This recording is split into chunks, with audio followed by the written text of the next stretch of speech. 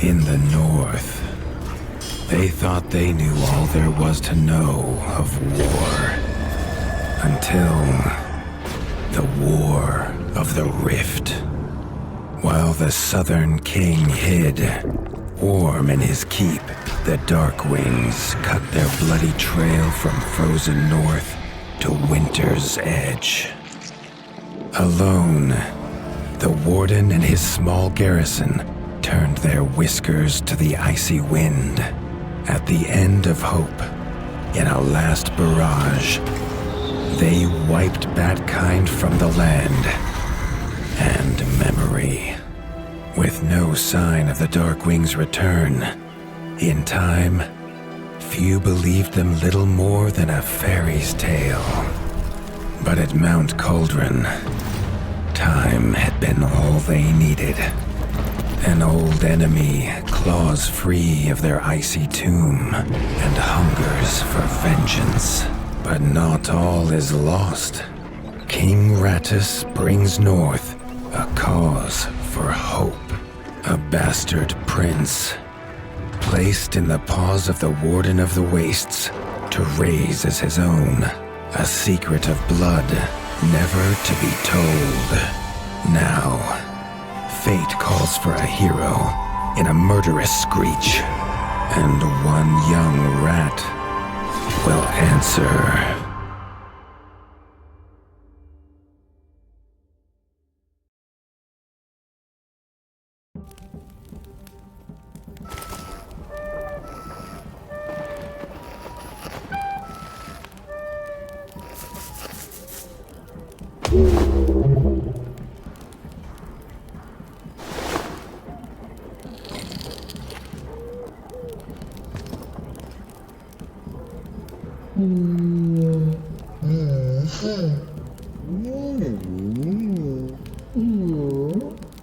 The stomp of his father's boots on the stair was how every morning began for Arlo. The booming shout to ready himself was louder still. But such was Lord Eivor's zeal at a new day. Dawn was breaking over winter's edge, and Arlo was yet to miss one.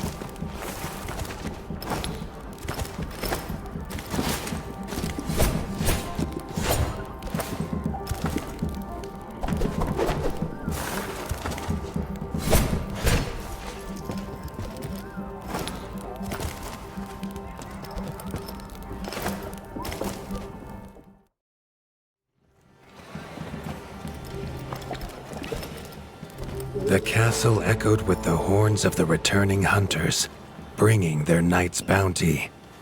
Arlo's little heart quickened to hear it. The only thrill to be found inside the high walls was a hunter's tales of what lay beyond them.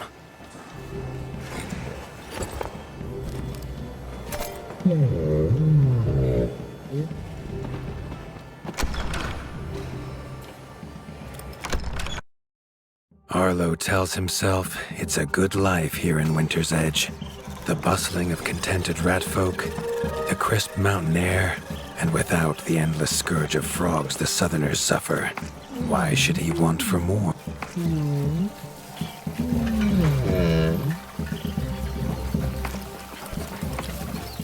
Arlo has no memory of his mother, but Hilda's food was a true taste of maternal kindness.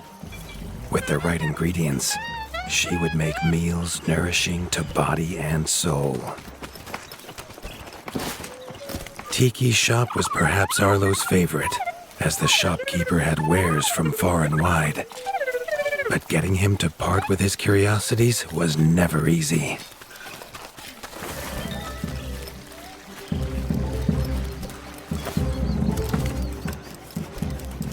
Chief Mason Leaf was the rat Arlo most admired. As younger brother to Lord Eivor, his carefree uncle never faced the burden of being Warden of the Wastes. With walls this strong, his duties were light, leaving him plenty of time for his nephew.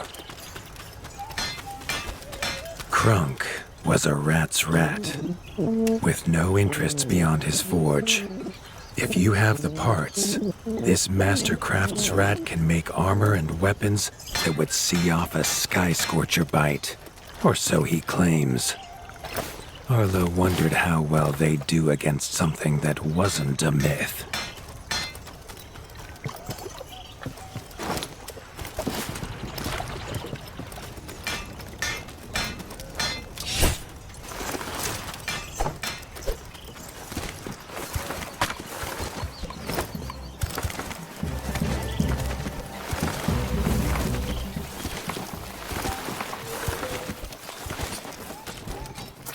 There was no time for tales of the hunt today. Lord Eivor was already dividing what was an excellent haul, happy to see his people provided for.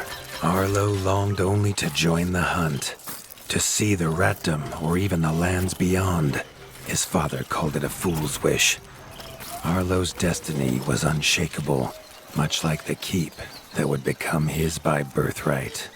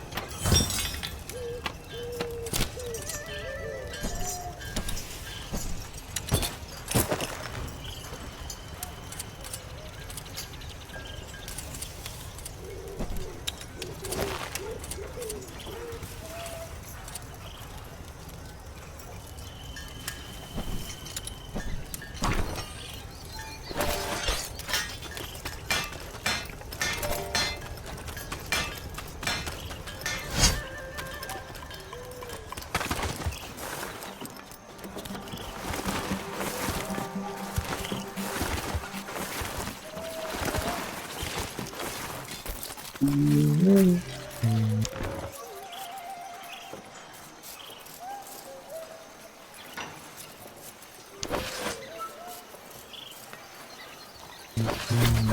hunters had brought unwelcome news. A family of the reviled creatures ratfolk called backstabbers had moved into the wastes. Eivor told his son to fetch his weapons.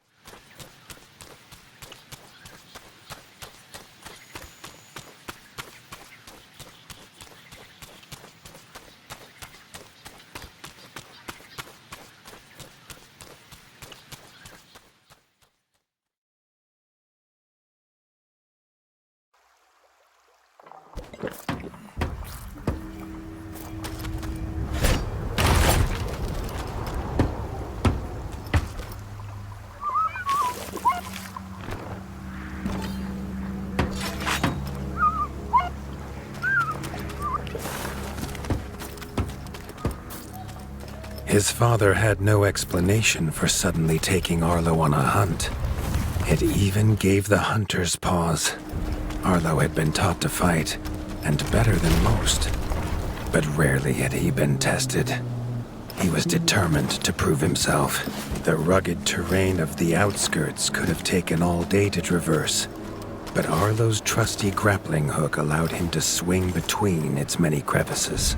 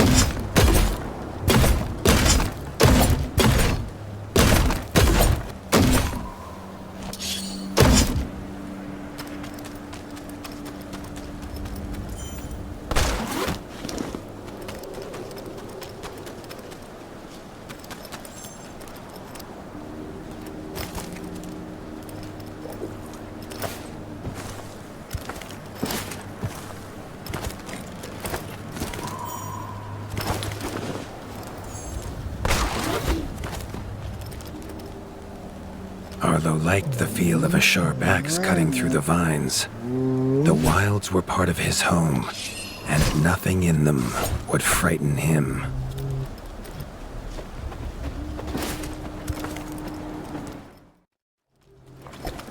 The famous frostberry bushes of the wastes were in full fruit already. Their juice made a healthy tonic, though Lord Eivor preferred them fermented.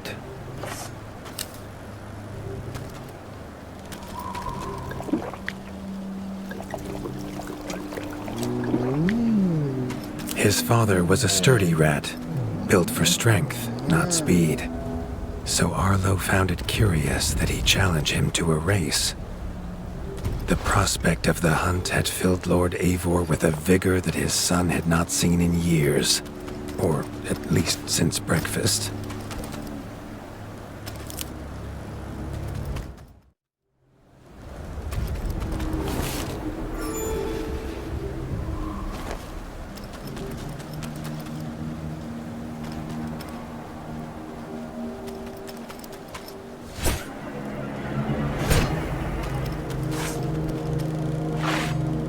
A warden fights the hardest battles, he told Arlo, and needs the sharpest blade.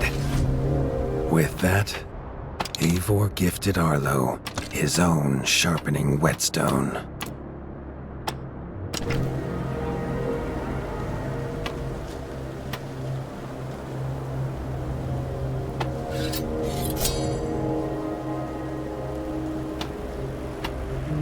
Whether these beasts were named for their spines, or for some past unforgivable deed, no rat knew. Either way, Arlo was about to find himself at the pointy ends of this brood. Even young backstabber Red attacks were brutal, but a well-timed dodge would see Arlo escape unscathed.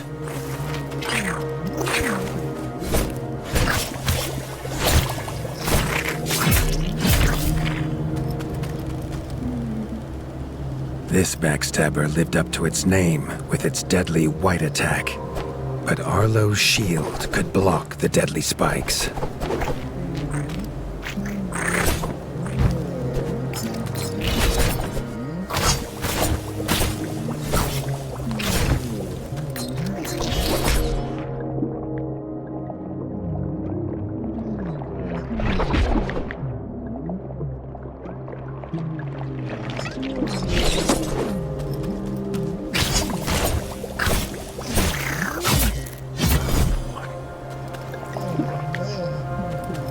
This young one used vicious yellow attacks. Arlo had to time his parries perfectly.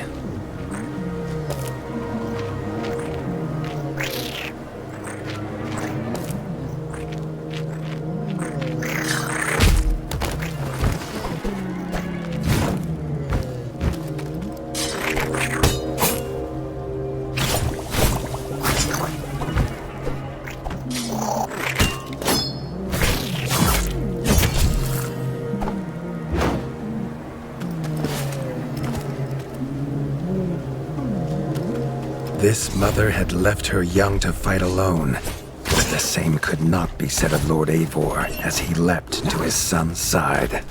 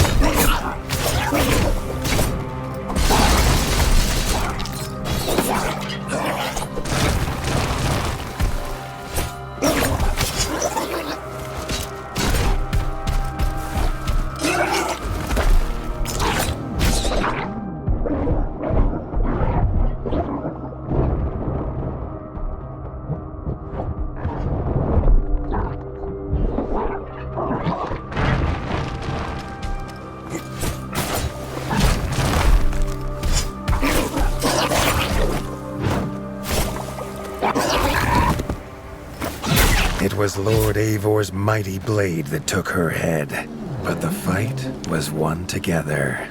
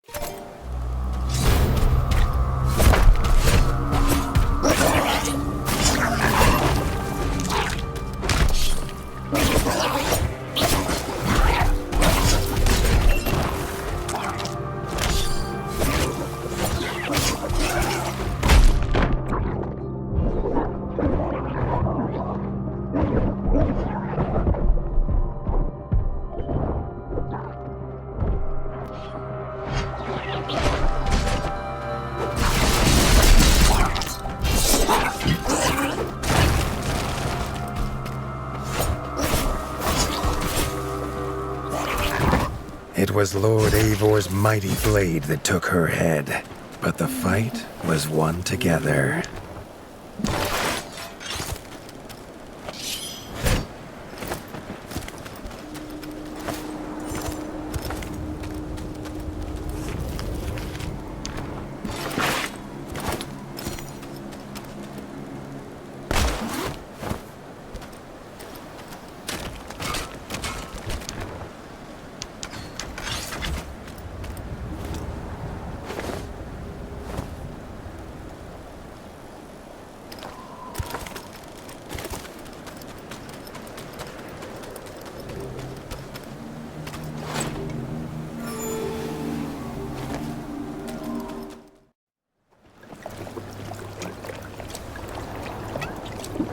Arlo basked in his father's pride, almost as warm as at the fire inside Winter's Edge.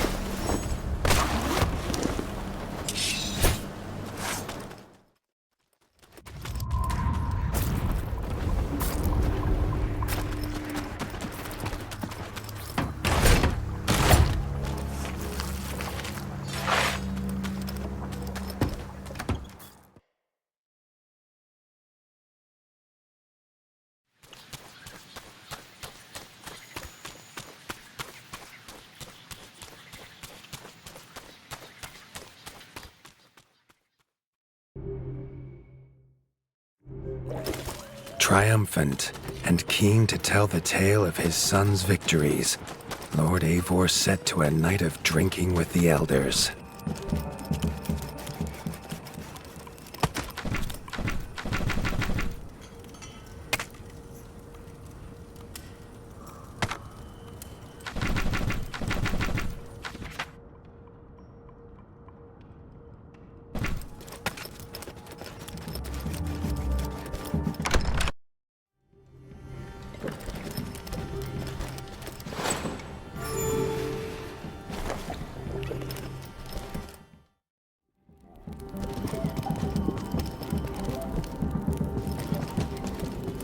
Arlo was reluctant to return to his bed.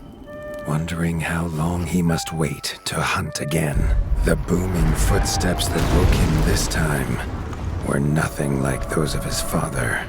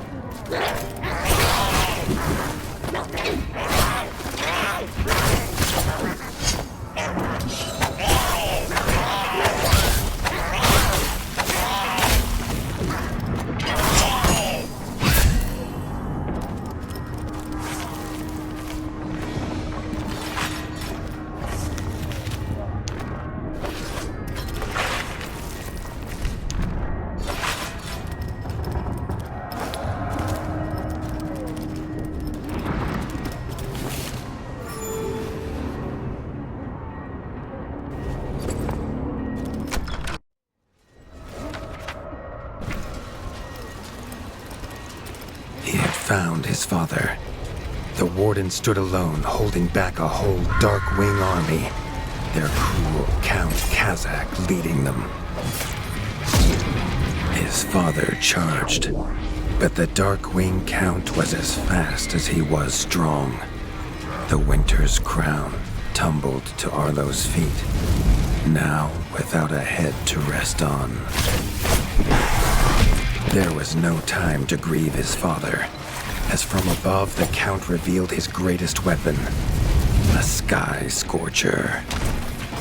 Not a fairy's tale, but an undead beast whose very breath could level kingdoms. And its eye was trained on Arlo. All that came next was a fog of bloodlust, snapping jaws, and the beating of leathery wings. But there could be no victory. Arlo awoke, groggy and warm to his father's shouts. Only he wasn't in bed. The warmth was from the fire that had engulfed Winter's Edge, and the shouts were it. The only other survivor of the Darkwing attack, Leaf was bruised and his hind paws barely steady. He'd seen villagers flee to the outskirts. Arlo knew it was up to him to make them safe.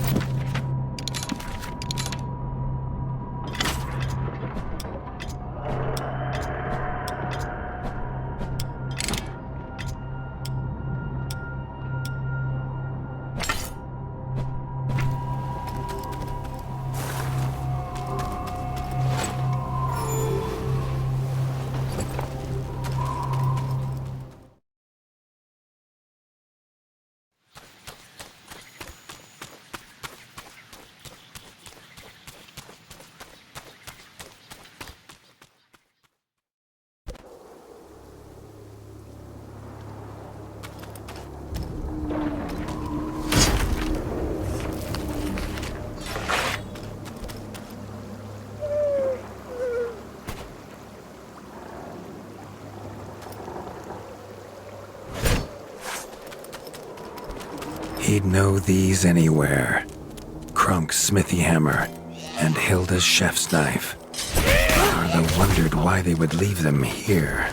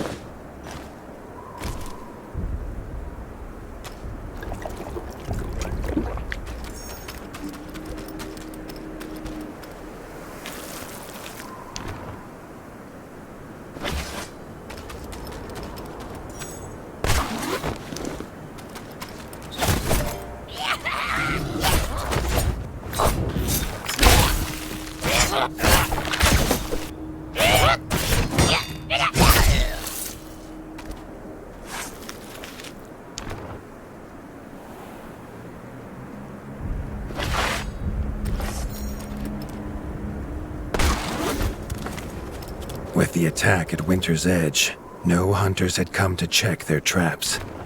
Arlo thought he might find a use for them.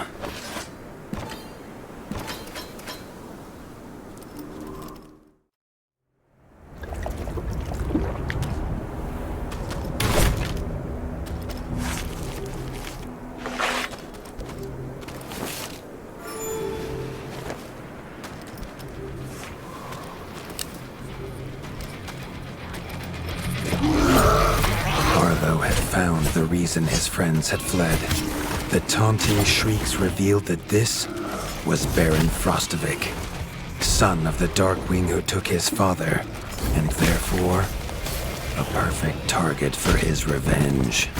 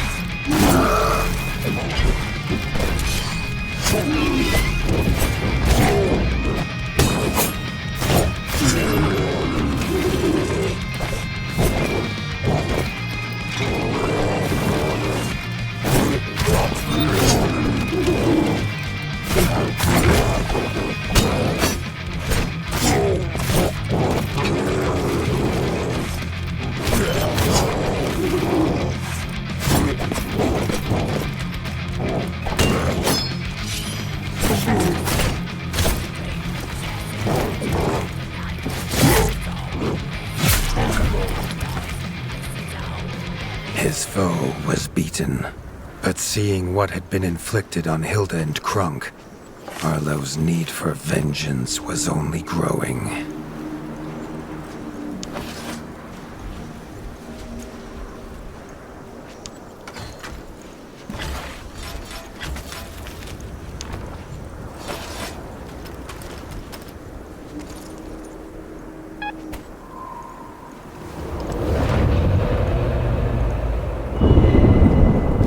Suddenly wished to be within the walls of Winter's Edge, to hear the boot and boom of his father at dawn, a sound he realized he'd never hear again. He needed to return to whatever was left and make his plan.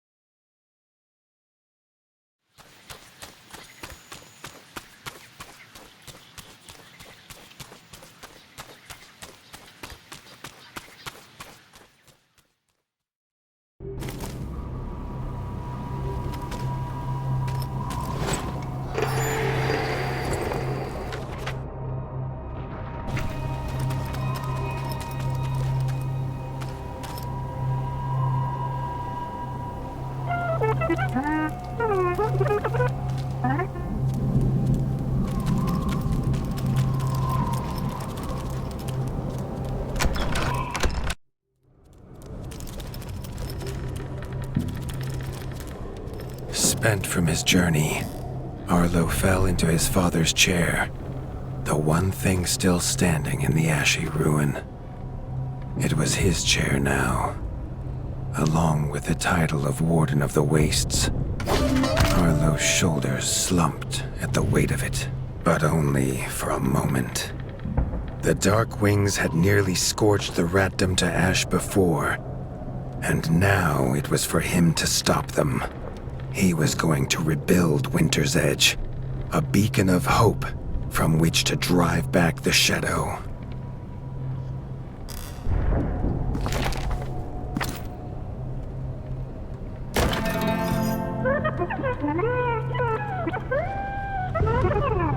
This much Arlo knew. No rat would rebuild Winter's Edge on an empty stomach. The kitchen had to be fixed and stocked. Leaf suggested Arlo visit the Night Eyes of the Golden Forest, known for their hearty food. Arlo hoped rat wasn't the key ingredient.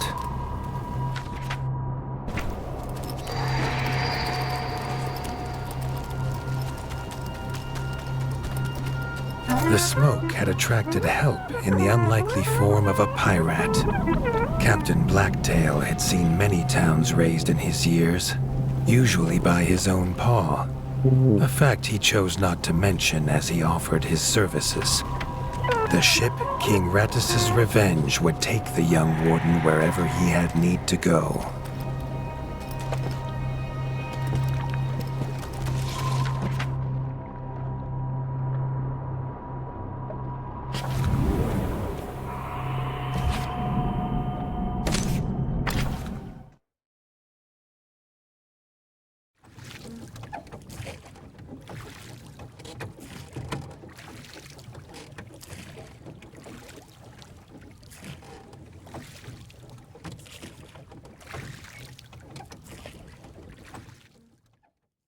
The autumnal gold canopy glimmered in the sunlight, held high by the silver boughs.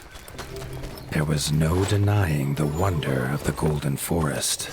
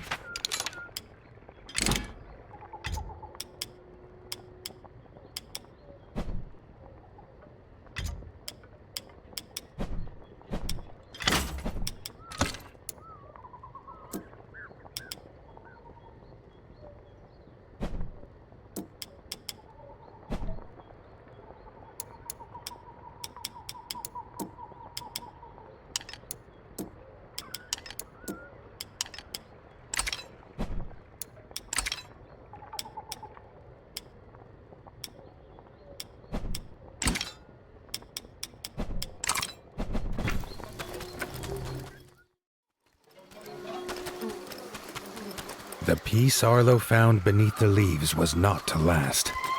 A shrill cry cut through the calm, a call for help.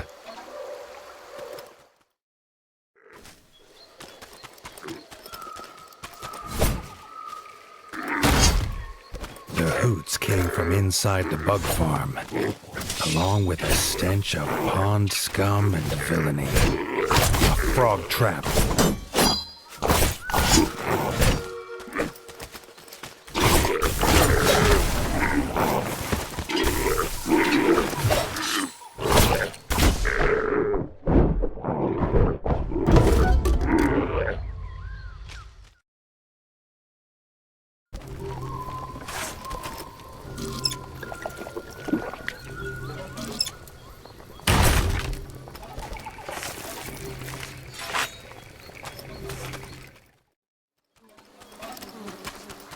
The peace Arlo found beneath the leaves was not to last. A shrill cry cut through the calm, a call for help. The hoots came from inside the bug farm, along with a stench of pond scum and villainy. A frog trap.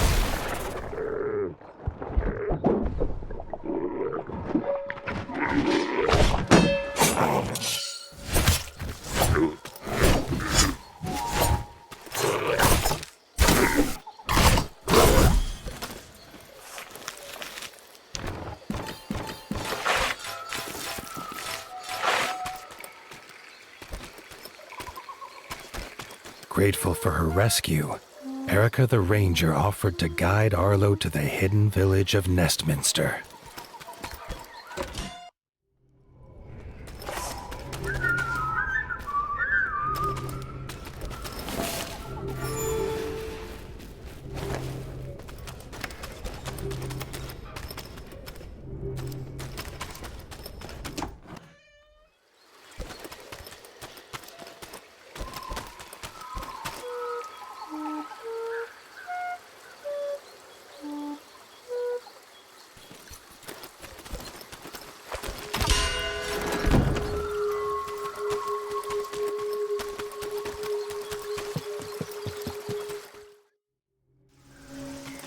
Nestminster's entrance was guarded.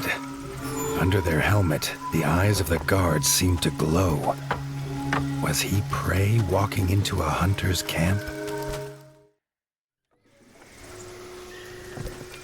Arlo could not help but gasp at the sight. He had never seen a place so ornately crafted. It was nothing like the cold stone of home.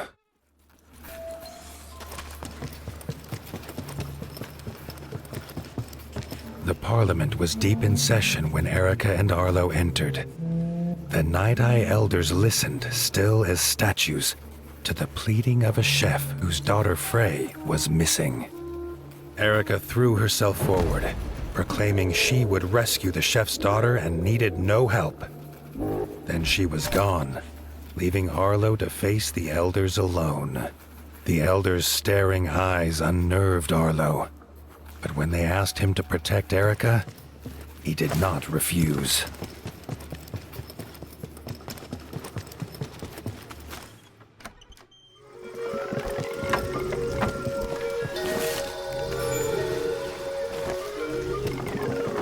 Frey's father told them she wanted fish for a new soup recipe. He told her never to go to the dangerous Moonlight Pond, but she was stubborn as she was brave. The chef handed Arlo a few poison antidotes, without explanation. Arlo wondered what could go in soup that would have him so scared.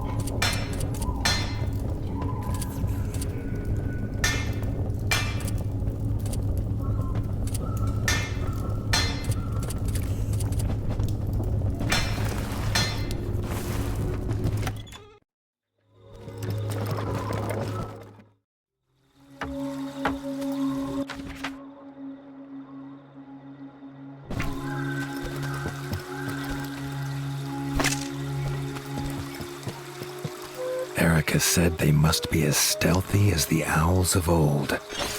She gave him a bow carved from the silver boughs, quiet as a whisper and deadly as a talon.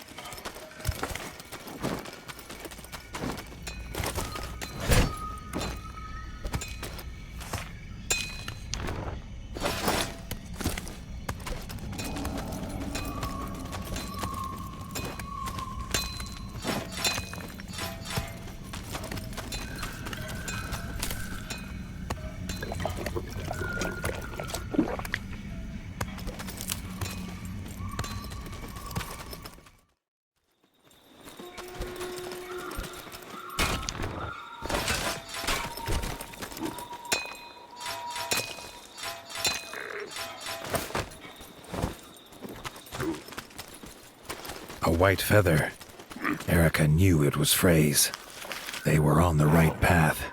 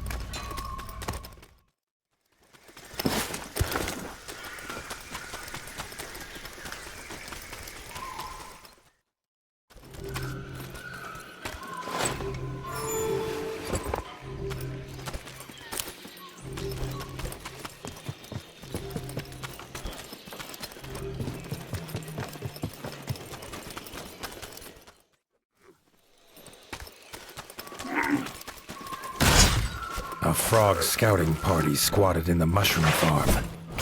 Arlo's arrows would make swift work of them.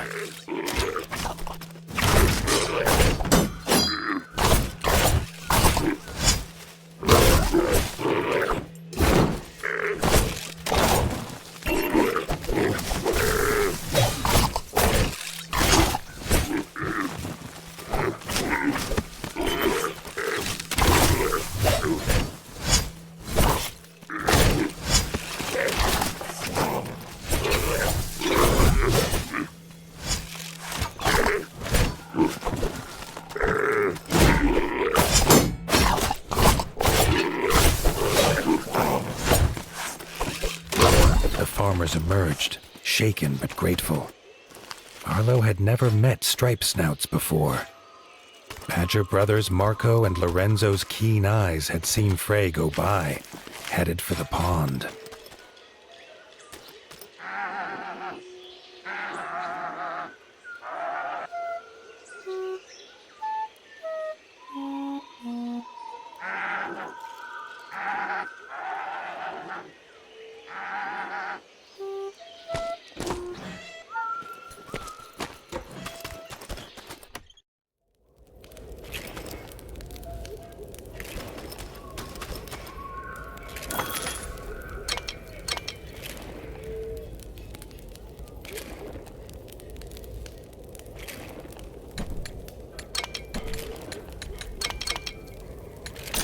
The farmer card. What it lacks in power, it makes up for in its positive qualities.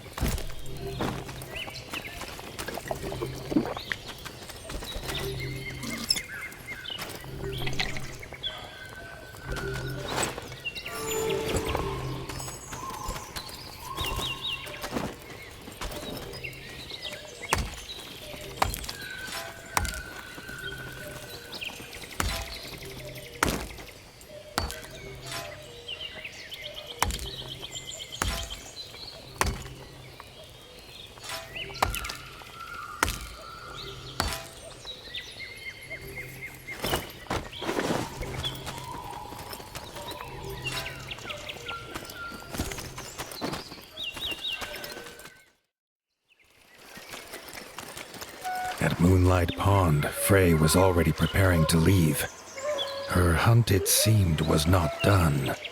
With a hoot about an egg, she was gone.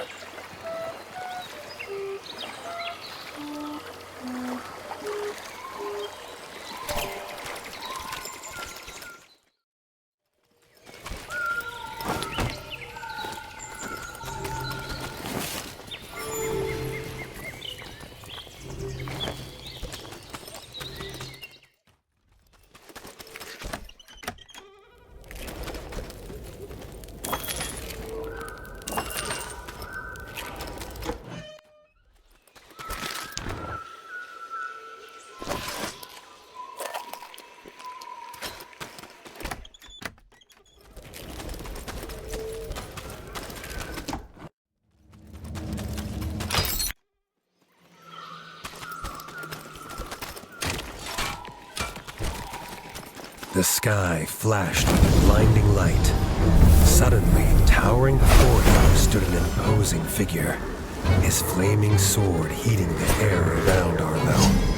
Thrusting his sword into the air, the stranger imparted his gift onto the young warden.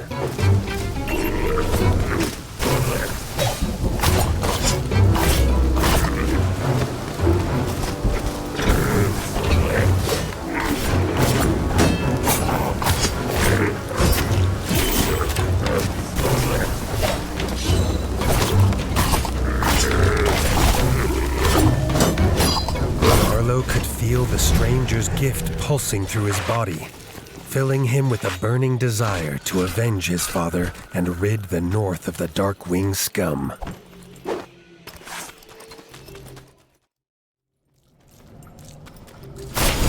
Tunnels are rarely used by Night Eyes, who prefer an open sky above. Arlo knew dangerous creatures lurked in such dark places.